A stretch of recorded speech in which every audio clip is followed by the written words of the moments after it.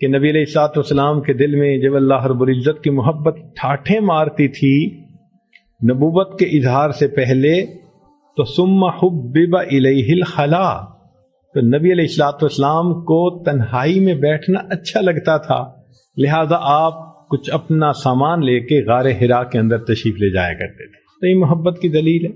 اب جس بندے کو محبت ہو، پوچھا جائے بھائی آپ ذکر کرتے ہو، تسبیحات، مراقبہ، جی فرصت ہی نہیں ملتی، اس کا مطلب یہ کہ محبت کمزور ہے۔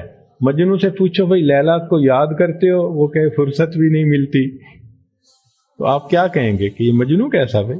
حق تو یہ تھا کہ جواب دیتا کہ لیلا کو یاد کرنے کے سوا مجھے کام ہی کیا ہے۔ تو بندے کو بھی یہی کہنا چاہیے تھا کہ حضرت میں تو بس اللہ کو ہر وقت ہی یاد کرتا ہوں، اس کو یاد کرنے کے سوا اور کام ہی کیا ہے۔ اے اللہ تیری یادوں کے سوا دنیا میں رکھا کیا ہے؟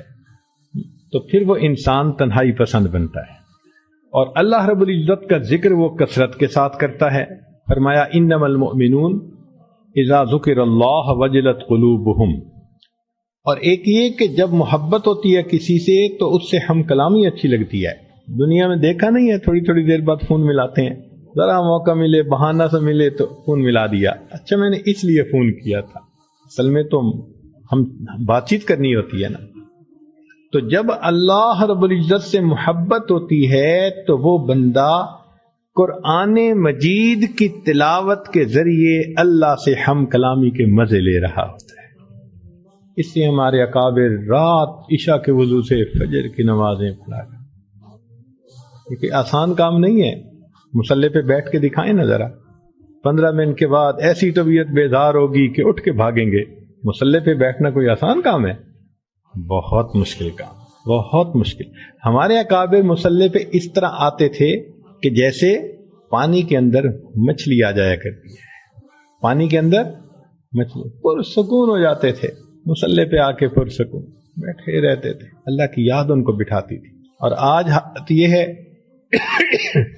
بس نماز کا سلام پھیرا، تسبیحات بھی نہیں پڑھی جاتی، اور عجیب بات کہ دعا بھی آج کل منٹوں کی بن گئی ہے اور سیکنڈوں کی بن گئی ہے۔ آپ غور کریں اپنے اوپر یا دوسروں پر، بس ہاتھ اٹھائیں گے اور آدھے منٹ کے اندر منہ پہ پھیرا اور چل۔ ایک نوجوان تو کہنے لگے حضرت پچھلے 8 سال سے دعا مانگنے کو دل ہی نہیں کرتا، کیفیت ایسی بن جاتی۔